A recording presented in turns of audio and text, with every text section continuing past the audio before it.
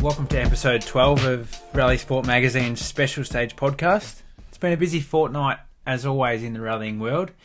This week, I've got a first-timer on the podcast, Matthew Whitten. Welcome along. It's nice to have you with me to talk rallying. Thanks, Luke. It's a pleasure to be here, and looking forward to discussing rallying over what's happened in the past 2 weeks. First cab off the rank is Taylor Gill's performance in the San Marino rally. His FIA Rally Star program is underway, and it's underway with a pretty good result. 10th overall is not a bad effort. Yeah, he finished 10th and first in class and first of the Rally Star competitors. So he's done his chances no harm in the first round of the Rally Star program, where 3 of his 5 competitors didn't finish. So yeah, he's come out on top and he's looking really promising.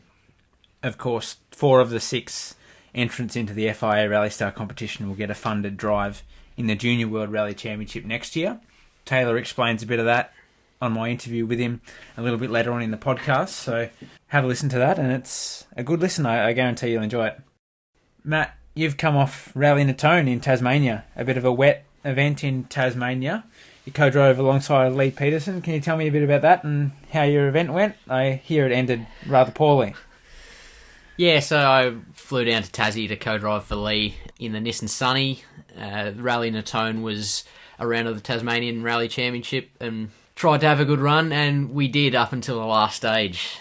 We were going along all right, and just on a straight bit of road, the front left wheel started sheared off, so we bobbled down the road with 3 wheels and eventually came to a stop.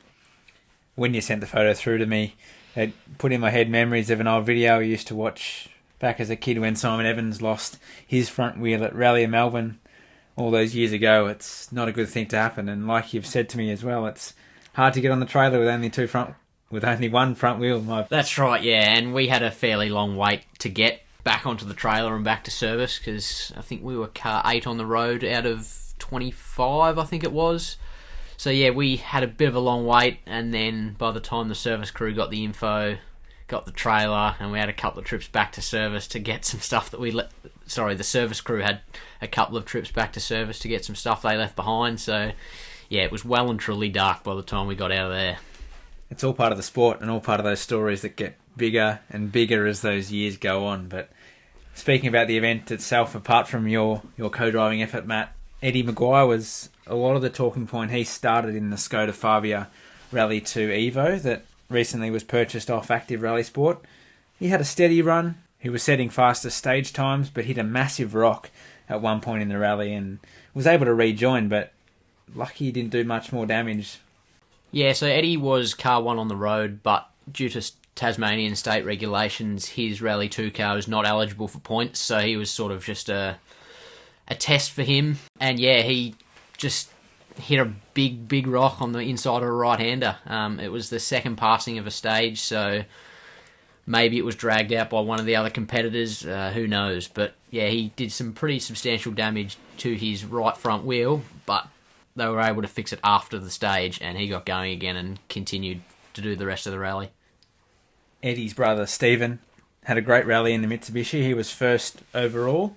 Bodie Reading in the Subaru was second overall, both guys who've competed in the ARC thus far in 2023. It shows the strength of Tasmanian rallying at the minute. Maybe 12, 18 months ago, Matt, it wasn't all that flash, but in Tasmania at the weekend, there was almost 30 entrants. So for a state like Tasmania with a smaller population, having 28 or 29 entrants is really, really positive. Was it a good event to do, and was it a good experience to go down there?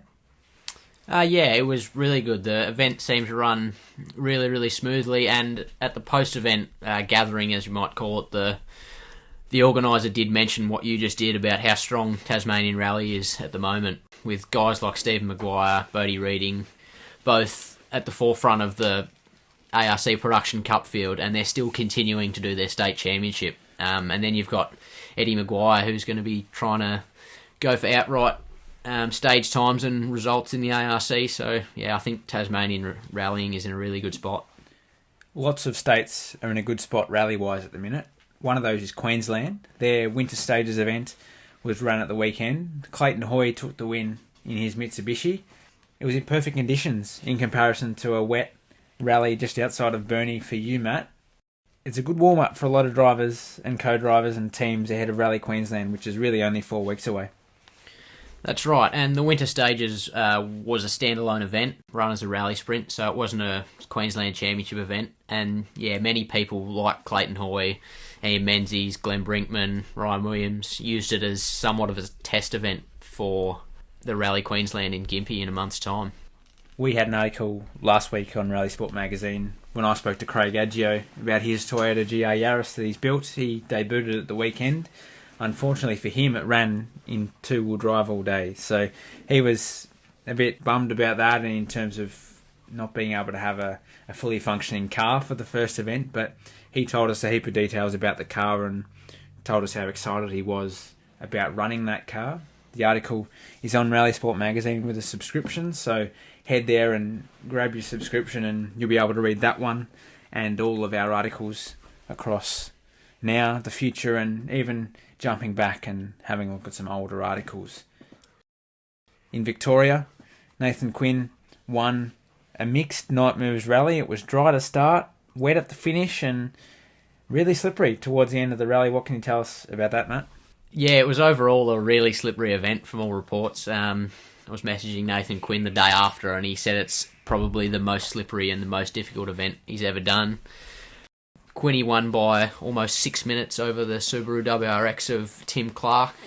It was always Quinny's rally to lose, really. He's a master of those conditions and blind events in the dark, you might say. So, yeah, 6 minutes is a substantial margin to win by. And, yeah, I can assure you the gaps between second and 10th were a lot lower than that. It wasn't as widespread as that.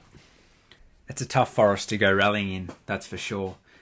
Over in New Zealand, Rally South Canterbury was run and won by Rana Horan, who puts himself within 4 or 5 points of Hayden Paddon in the New Zealand Championship title race.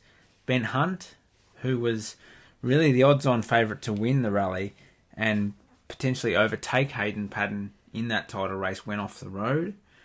Ari Pettigrew also visited the scenery. There's a great video on the New Zealand Rally Championship Facebook page of that off. Not sure Ari Pettigrew would like to see that over and over again, but it's a good video if you go and check that one out. And Matt, there were some Aussies on show in their Commodores, and Glenn Alcorn, Stuart Reid was there as well, so a few Aussies there that really had a lot of fun. Yeah, those Aussies shipped their cars over earlier in the year for Rally Otago and then left them there to do Rally South Canterbury, and yeah, as they planned to do, I'm sure they had a lot of fun, and I'm sure they'll tell you that the trip was worthwhile. Glenn Alcorn and Stuart Reid, like I mentioned, they're continuing on in their New Zealand Championship campaign. They were leading the team's championship before South Canterbury, but Glenn's retirement might have pushed that back a little bit more. Of course, as we said, Hayden Paddon wasn't there. He was across in Latvia for the European Rally Championship in what was almost the unwinnable event. I'm not sure anybody was ever going to beat Martin Sesks at his home rally. No, you're right. I think that Martin Sesks has always shown very, very impressive pace at his home event in Latvia, and there's already talk that he might be in a Rally 1 car for the Latvian event of the World Rally Championship next year. So, yeah, he shows incredible pace in a Rally 2 car, so, yeah, I think any of the WRC teams would be silly not to get him in a Rally 1 car for 2024. The Australian Rally Championship restarts again. It's just a month away till Rally Queensland. We ran a small article with some updated images of Troy Dow's Mitsubishi Mirage G4 car. He's entered into Rally Queensland in that car, and it's looking nice in its red colours, and still a little bit of work to go, I believe, but it looks really cool and great that there's yet another new car in the National Championship field. Yeah, that's right. And the active Rally Sport team will have gained a pile of information from the time that they had with the Skoda Fabia Rally 2. So I think we can expect the new Mitsubishi Mirage G4 car to be even faster than any previous G4 car that we've seen, as they've got the data and they've got the development ideas from the Skoda. One man who's developing a G4 car is Nathan Quinn. He's done so over the past 12 or 18 months. If you go back a few episodes on our podcast, my interview goes through basically how he's developing it. He's not quite developing it in an R5 way. He's more thinking about it as a production car still, but it's a really interesting chat. So if you're interested in that, jump back and have a listen. Quinny's G4 car is the first one that was built in Australia by Active Rally Sport. So I think that was back in 2013 or 2014. So yeah, it's really old in terms of G4 rally cars, and there's been heaps of development since then. So I think we can expect Troy's car to be even faster. So I reckon look out for Troy on the podium. By the time this podcast goes to air, the Safari Rally will be underway. But where do you think it will be won and lost? It's a hard rally, and there's more rain than last year. There's rougher roads than last year. It's hard to pick. Yeah, you're right. And I think it's well known that in Safari Rally, you've just got to be there at 4 o'clock on Sunday at the end of the rally. It's often a rally where drivers DNF for strange reasons, really. Just so much that can go wrong in Safari. It's such a different event than any other event in the championship. So yeah, being consistent and being there at the end is a very, very crucial part of winning the rally. Before I get to your prediction, Matt, of who's going to win the rally, what's really grabbed my interest is the big names of Kenyans who've been a part of the lead-up to the World Rally Championship event. Eliud Kipchoge, the world record holder for the marathon, under 2 hours, I believe it is. He caught up with the M Sport drivers, and more M Sport PR time. The Kenyan president jumped in with Pierre-Louis Loubet. Now, Matt, I'm not sure Anthony Albanese is getting in the Rally 1 car if we ever get Rally Australia back on our shores. So it shows the importance to the Kenyan people, the Kenyan government, of the WRC coming to town. Correct, and all those years ago when Rally Safari first became a thing, it was always popular from the Kenyan people, and since it's been back the last couple of years, it's been really, really popular again, and I guess that goes to show why the WRC keep going back there, because it seems the drivers love it, the people love it, they get great support from the Kenyan government, so I guess why wouldn't they go back? So Matt, it's a tough event. Who's going to get the W and stand on the top step of the podium? It's a tough one, as you say, because so much can go wrong in Kenya, but I think despite Calais' pace on the shakedown stage, my money would be on Sebastian Ogier. I think he's got a good road position, he's smart, he's consistent, and he's the best driver ever in my opinion, so I think he's going to show us again this weekend why he's the king.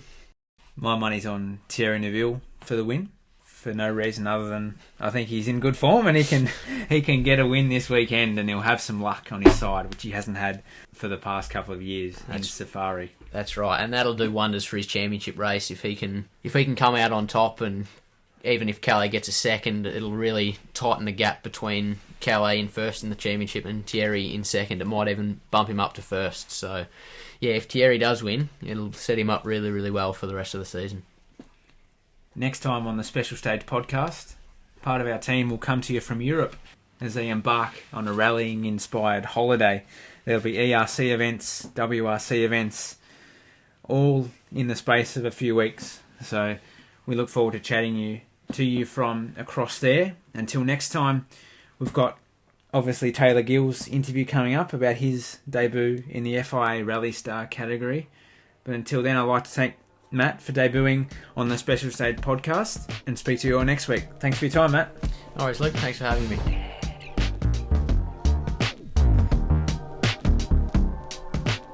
Taylor Gill, welcome along. Firstly, congratulations to yourself and Dan for the past weekend's exploits. Must have been pretty nice to come away with that result. Yeah, thanks, mate. It was good to, I suppose, get the monkey off the back and, just get it done. Obviously a lot of nerves, a lot of hype, a lot of build-up to our first rally in Europe and our first rally with the Rally Star program and just everything about the whole event. So it was good to be able to relax into it, I'd say. It definitely felt a little bit rusty on the first couple of stages, even though, we've been doing testing here and there. But, once you put the helmet on and the clock's ticking, it always feels a bit different. So, it was good to blow the cobwebs out, as I said, get the monkey off the back and, bag a result. It's morning in Finland at the minute as I chat to you. You're a couple of days back from obviously San Marino. Has the result sunk in? What does it feel like to have, I guess, a top 10 result on your first outing? It's a nice result. Yeah, I think it has sunk in now. It's been a good couple of days just to really wind down. Just had a couple of days really doing nothing, which is good. Sometimes you need that after a few sort of quite big weeks. So yeah, had some time to relax and think about it. But to be honest, it's the result is really good. It's a great confidence booster for me, and it's great for everyone involved in the program and everything. But it's one rally down. We've still got five to go. So it's all eyes forward to the next one now, and especially our next rally being tarmac will be a completely different challenge. Like I think we definitely have to probably lower our expectations a little bit. Of course, finishing is crucial for that one because we have to gain the experience on tarmac. So yeah, I think it's the results definitely sunk in, but now it's all eyes forward. We'll touch on those upcoming events shortly, but how are you finding life in Finland? It's a completely different lifestyle to what a young Newcastle boy would have grown up as for you. Following your social media platforms, it's as though you're having a ball and that you're living the dream,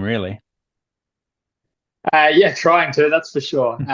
It's really, really good at the moment. Like it's obviously summer here now, so the weather's really nice, and it's good because I think I've said before the town that we're in is quite small but very active. Lots going on, lots of really cool little cafes and stuff, lots of outdoor gyms, things like that. We live right near a beach, or what they call a beach. It's a lake, of course. Everywhere you go in Finland, you're near a lake. So we're only sort of 200 meters down from this lake, and I actually found out yesterday that the edge of the lake, which they call a beach, I would call it the edge of a lake, is was voted as one of the best beaches in Finland. So so it gets quite busy. I mean, it's no Bondi, but it's not too bad. So yeah, it's really good, to be honest. The locals here have helped us out quite a lot as well. So we really feel pretty, I guess, well settled and well sorted here now. How are you feeling your days? Are you training? Are you doing some work to get some money on the side? What are you doing in between events and in between, I guess, preparing for those Rally Star events? Yeah, it's a bit of a mix, to be honest. I mean, here now, since we've been home, it's just been a couple of days, doing washing and unpacking suitcases, and we've got a couple of debrief meetings coming up in the next couple of days. So just sort of filling the days with small things like that. But like I said, it's been good to relax for a few days.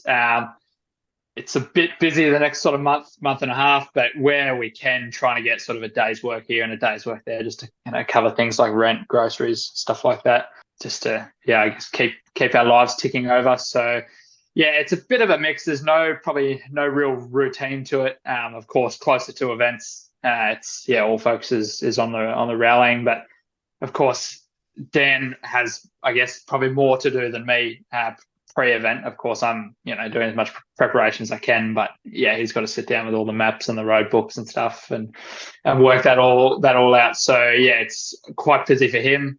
But it's surprising, to be honest. I mean, we're not working full-time jobs or anything, but the days still seem to fill up. So it's not too bad. Gives us good flexibility. That's good to hear. And it's a motorsport business, I think, locally that you're working with, I understand. Is that right?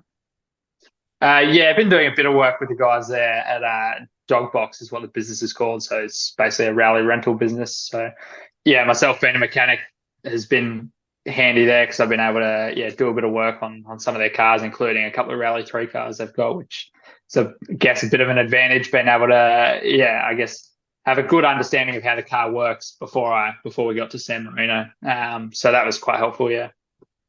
And even before you got to San Marino, you got to grips with the Ford Fiesta Rally 3. That training camp in Sardinia was almost 2 weeks long by the time you finished it.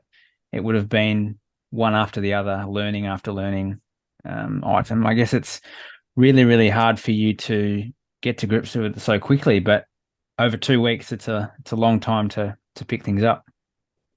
For sure. It was very good. It was really quite well organized. I mean, we got off to a bit of an interesting start with some flight delays and things, and we actually missed the first day of the camp, so we were straight into the tarmac test that we had to do there, which was really, really good. Just everything, each day was something different the way they scheduled it. We did tarmac testing, gravel testing, recce training, did day of recce training on gravel and a day of recce training on tarmac, days of like physical testing, mental testing, just everything you could think of. They really touched on sort of every subject that you would have to think about trying to be a successful rally driver. So it's good because it's easy enough to be able to go and test and drive the car and drive the car and drive the car, which is, of course, I guess the most important thing. But to be at that top elite level, you have to also focus on all the one percenters. So it gave both Dan and I a really good understanding of where we can improve outside of the car. So that was probably the biggest takeaway from it. But even just spectating the rally, I mean, you pick things up like the FIA, all the guys that had organised the program, sorted us out really well for spectating at the rally, because that sort of wasn't included with the training camp. But we had passes. They brought us into the media zone and spoke to the drivers and said, just see how they approach a media zone, and just little things like that is all really, really helpful for us. In the training camp, the tarmac driving would have been the biggest learning curve for you. Correct me if I'm wrong, but is that your first time on tarmac in a rally car? Yeah, I've driven. I'm in Adelaide last year, I suppose, but that obviously doesn't count. But yeah, I've done a bit of tarmac driving in cars, but not a proper rally car or the proper tarmac setup on a, proper tarmac stage. So yeah, you're right. It was a big learning, but I think I probably surprised myself how naturally I came to it. I mean, I raced go-karts for 6 years, so I've got the basic idea of driving on tarmac down pat, but there was definitely some things to improve. So yeah, I'm confident that we can do relatively well going into the next tarmac rally, but yeah, we'll just have to see. It's always different when you're out on the stages. Who's giving you advice in terms of the FIA Rally Star side of things? We've seen people like Pernilla Solberg, Nicholas Klinger, as well, doing some co-driver training. So who from the FIA has been helping you? Maybe it's that tarmac driving, or maybe it's even improving your gravel driving further. So at the training camp, they had quite a good array of people from all different sort of areas. So, when it came to the physical and mental training, we were working with guys from a business called ESP Performance from the UK. So, Brian, James and Sean there really helped us out on all that sort of thing. From the driving point of view, on the tarmac test, we had Alex Bkic there. So he was a WRC driver in the early mid 2000s. So he was at the gravel test and the tarmac test. And then also at the gravel test, we had a guy named John Haugland. I'm not 100% sure how to pronounce his name, from Norway. So he was a driver with Skoda back in the 80s and 90s. So, both really, really good guys and very easy to work with, which is great for us drivers, especially some of the less experienced ones. On rallies, though, at San Marino, Jerome, the project leader for Rally Star, he's obviously the boss. Nico Klinger, like you mentioned a second ago, again, he's a really good help for the co-drivers as well, because gives them one sort of point of call, someone who's high up, knows lots of people, can speak various languages, or enough of various languages to help out there. So, but he's also good for us drivers as well, because he knows what to look for. He knows a good driver from a bad driver, sort of thing. So of course he's lots of help. And then Maciek Woda, boss of M Sport Poland, again is one of the overseers of us at a rally. He was at most of the continental finals, picking the winners as well. So again, he's a tough nut, let's say. Again, he knows a good driver from a bad driver. So it's good having people like that around, though, because you don't improve if everyone keeps telling you how good you are all the time for whatever it is. Mm-hmm. A bit of a question without notice. Have you picked up anything in particular that you're going to apply to your driving on tarmac or on gravel from, say, the training camp? Was there something that really stuck out to you? On tarmac, it was probably just more my lines in general, my driving lines. Like from racing go-karts, I knew how to take a racing line as such. But on tarmac, the pace notes are so much more important about putting the information about the line in your notes, because you can have sort of three corners, one into the next, and all you've got to do is go a little bit too deep into the first corner, and then you lose speed in the second corner, and then you lose lots of speed in the third corner, and you've got to go down an extra gear, sort of thing. Whereas if it's all in your notes, you know where the car's got to be on the exit of the corner, then it means you're not sacrificing the line on one corner and then losing all the time 300 meters later, sort of thing. So, yeah, that was a big takeaway from the tarmac test for sure. And the gravel test, I mean, obviously I've got more experience driving on gravel, but there was just some things to tidy up, like, I could be a little bit smoother with some of my inputs. Probably the biggest thing was just using the handbrake too much. Like in the Rally 3 car, you don't need the clutch to pull the handbrake, so it's almost too easy. It's like the cheater's way to just get the car rotated and drive out of the corner. But of course, the handbrake, it's generally not the fastest way. So yeah, just tidying up some little, I guess, rough edges like that. It's the fastest way if you ask Thierry Neuville, and if you watch his onboards at times, that's for sure. More about the Rally 3 car. It's different to a Subaru a bit. I've heard yourself compare it to the Subaru that you drove last year. Max McRae's also compared it to a Subaru. Does it feel like that now that you've got some time behind the wheel of it? Yeah, I would say, I guess I've compared them to a few people now. The biggest difference is the Subaru is just more powerful in a straight line. The Subaru gives you that kick back into the seat, which the Rally 3 probably doesn't. There's quite a big power difference between the two cars. So yeah, the Subaru is definitely faster in a straight line. But then I would say, the Rally 3 is lighter, which you can definitely feel. So it's lighter. You can brake later. Even the car doesn't look like it has lots of suspension travel, but when you drive it, even just warming brakes up on the way to a stage, the front really dips and dives quite a lot more than it probably looks from the outset. So even though they don't look like they have much suspension travel, they probably have more than the Subaru. So I would say a general handling point of view, the Rally 3 is probably better. The Subaru last year was really hooked up, handled really, really well. But the Rally 3 is such a precisely built car that the handling is super consistent. You can really trust the car when you've got it dialed in. So I would say stage for stage, maybe if I was competing in South Australia, even Gippsland or something, I'd probably hop in the Subaru. But if you were doing like Canberra, maybe the Rally 3 would probably be quicker stage for stage. But then having said that, on tarmac, I think if we put our Subaru into a tarmac setup, I think it would probably definitely be faster than the Rally 3 over a whole stage. Yeah. Moving to San Marino, it was a pretty good event, clearly. We spoke about it at the start very briefly. 10th overall and first in class for those who aren't aware. It's an impressive effort. I could speak about how the car felt, how the stages went forever and ever, but did you have fun in the car? Like you're over there in the FIA Rally Star competition, driving a Rally 3 with one of your best mates beside you. It must have been pretty good fun.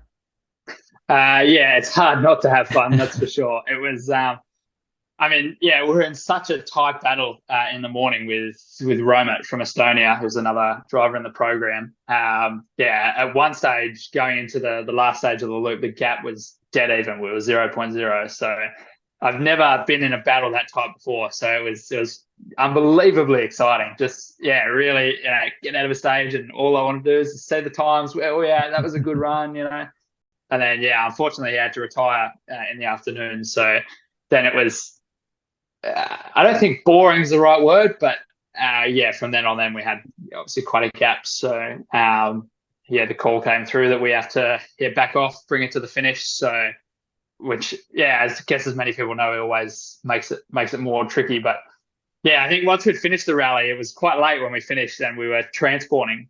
The transports were really long for the rally. It was like an hour-long transport from the end of the last stage. It was about 9 o'clock at night on that stage. And, it was just sun was setting. It was a beautiful night over the hill in San Marino, driving the car down the road, just thinking, this is proper living the dream right here. It doesn't get much better than this.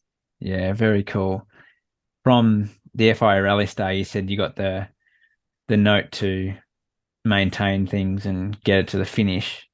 Were they instructions that you were getting throughout the whole weekend? I guess it's part of the whole training process and training season mentality to take on that advice in an event. But were you getting a lot of info like that during the rally? Not so much during the rally. Before the event, we have various meetings and briefings and stuff, and they kind of set targets for us for the event. So yeah, I mean, I had various targets that they wanted me to meet. The main one being finish the event. It was the same for everyone. They wanted everyone to finish the event. Of course, that didn't happen, and it's never going to have. You're never going to have every car finish every event for the whole year, sort of thing. But yeah, that was, I guess, the main thing going into it. We went out the first stage on Friday. We won by 2.5 seconds or something, but Roman had a bit of an issue getting held up by another car, so the times would have been very close. But yeah, then went into the morning loop, and we'd finished the morning loop, and we had a 0.3 of a second of an advantage. So it was very tight, and we were obviously really enjoying it. Both sort of happy with where we were sitting, and the team and everyone was happy there. So at lunch, they kind of sat us both down and said, "Look, it's the first rally of a training season. There's no championship on the line. Whether Roma finishes first or Taylor finishes first, to us, it doesn't matter. You both impress us with your speed. Just keep it tidy. Don't go ballistic trying to beat each other. You're not out here to win the world championship. You're just here to finish this rally and gain the experience." So that was sort of the lunchtime advice. And then, yeah, like I said, unfortunately, Roma had to retire. So then, I just basically got a message from Jerome saying, we're down to 3 cars. You're in a good position. We need you to bring it home. So, it was probably a bit of a weird pressure, to be honest, because, I mean, it's something I've done before, just driving around trying to bring it home. But, just the context and everything makes it all of a sudden like it's, well, okay, really have to make sure we bag this one. Mm-hmm. It's early in the year, but you're building relationships with those people from the FIA and building relationships with people, I guess, drivers and co-drivers who are also part of the program, and also people within Finland and around the traps for maybe things to do down the track. For sure. Always trying to build a bit of a network. I mean, the sport is a big game of it's not what you know, it's who you know. So we definitely get on well with everyone in the program. I mean, all the other drivers and co-drivers are really good guys, easy to get along with, especially the Dan. So they have a bit of a co-driver chat where they'll all sort of sit down and work everything out together. So it's good because off the stages, we're all trying to work together, but of course, on the stages, it's our own game. So it is good in that regard. And again, I mean, the guys running the program, the boys from the FIA, we get on really well with. They're all quite easy to work with, which is really helpful, to be honest. It's great for sort of us young guys who don't have so much experience working with, big organizations like this. It makes it a lot easier. For Dan as well, clearly on the other side of the world, having a great time as well. His challenge from a co-driver's point of view, a non-English speaking country, a lot of the instructions will be in different languages. The signs are in different languages. Tell me a little bit about what he's had to do to change his style. Maybe he has to take a lot more notice pre-event, during an event. We'll try and get him on the podcast before the end of the year, but how's he having to deal with everything and the challenges that come with it? Yeah, I would say generally speaking, it's just a lot more preparation for a co-driver. Okay. I mean, if we're doing rallies in Australia, if you're going to whatever Gippsland rally, say, Dan knows the event, so you know where things are. You don't have to. It just doesn't take as much brain power. Whereas I would say, for these events, it's just so much more in depth the preparation. I mean, Dan picked up a lot out of the training camp as well, and some of the co-drivers that were available to help out there. So I mean, from his side of the car, his preparation has really gone up, which is really, really good, because I know that it makes him more confident going into the events. But it's still tricky, you get to the event, especially the San Marino rally was a round of the gravel Italian championship, I think, and they were sending out bulletins and changes, communications left, right, and center, and it was all in Italian. There was no English versions. And when we did get an English version of something, like I think there was an English version of the supplementary regulations and an Italian version. And when you translated them, they didn't match up. So it was really, really tricky, things like that. We had a slight issue at a time control for a regroup where basically our time came and we were blocked in the way they'd parked the cars and stuff. We couldn't get out. So we're trying to get the time changed at the control, and the officials at the control couldn't speak English, but there was a guy behind the control who could speak English and was trying to translate. But it was a bit. It's not messy like that, but it's just difficult. It's another challenge. It's something that you wouldn't think about in Australia, but all of a sudden it takes a bit more brain power and a bit more stress. So yeah, definitely a big challenge for Dan and all the other co-drivers who are I guess non-Italian speaking or wherever the country may be. You'll all be better for the experience, no doubt. Next up is Rally Vise. Is that how we're pronouncing the next Austrian round? What do you know about it? Yeah, I think the French people pronounce it Rally Weish, something like that. But it's obviously a tarmac rally. I think the information about the rally is pretty vague, to be honest. But from what I've sort of heard, it's the surface is known for being very shiny, smooth, shiny, quite slippery.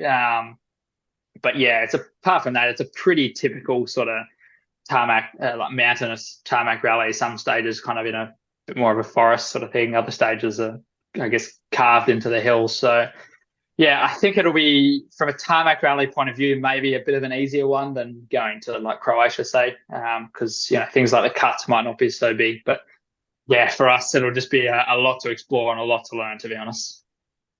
Those Austrian roads might be tricky if rain comes, so you'll have to watch out for that one, of course. I'm sure you'll prepare well enough for that one. It's 3 weeks until that event. It'll fly by quickly. I believe you've got a pre-event test before the rally. What are you going to fill your time with in between now and then? I mean, we'll try and prepare for the rally as best we can. The information on it at the moment is pretty vague from a maps, itinerary, that sort of point of view. So, fill the time between now and then to sort of do some debriefs, things like that. My parents are coming over at the start of next month, so they'll come and visit and have a bit of a holiday for the month, and they'll be at the rally as well. So, I guess the month of July will be a bit of a month off in a sense, but still a bit going on. We'll head to Estonia and to spectate the rally there. So that'll be quite good. And then, Rally Finland is only a few weeks after that, so then we can spectate there. But between now and Austria, there's not so much in the schedule, to be honest. Just relax and try and work on some things behind the scenes, like just my fitness and things like that. All those 1%ers that I mentioned earlier. So the FIA are good with giving us sort of different ways to come up with plans and goals and things like that for the rest of the year. So we'll just try and work away at some of that sort of thing. One of those big goals for you is to get one of those 4 spots in the Junior World Championship next year. You've got a pretty level head on your shoulders, but do you let yourself think ahead to next year and what might come with the JWRC, or are you just really focusing on the next step? To be honest, we're trying to just take it rally by rally. I mean, it was obviously a dream start in San Marino. It was one of those days that really not much went wrong. So it's a big confidence booster, but at the same time, like I think I said earlier, it's one rally. We've still got 5 to go. At the moment, it's a step-by-step thing. Of course, we have to peripherally start trying to plan for what next year could look like. But at this stage, I mean, at the forefront of our brain is thinking about the next rally, the next 5 rallies, and how we approach those. It's always, you're always, as I said, peripherally thinking about next year and the following years and trying to have a bit of a plan in place. But especially being involved in a program like this, it's really hard to make concrete decisions when you don't know exactly what next year will look like. So perhaps there's no plans to come back to Australia and compete in the Subaru maybe at the end of the year, or is things in the air for that? Yeah, probably a bit in the air. I mean, Gippsland Rally fits quite nicely into my calendar, so I would love to do that because we had quite a good run there last year. But I don't think that'll be possible at this stage. So I'll probably head back for Christmas and spend a bit of time summer back home in Australia. The National Capital Rally is the week after our last rally here, so maybe I'll fly straight in and make a cameo appearance, even if it's just as a spectator. It might be a bit of a step down from spectating at Estonia and Finland, but I'm sure your presence will be welcome there. But Taylor Gill, thanks for your time. I really appreciate you coming on. It's Been a great weekend for you and great to follow along the times. And I'm sure everybody in Australia is wishing you well for the rest of the year. So we'll catch up soon, no doubt, and hopefully some more good results to come. Sweet. Thanks, mate. Appreciate it.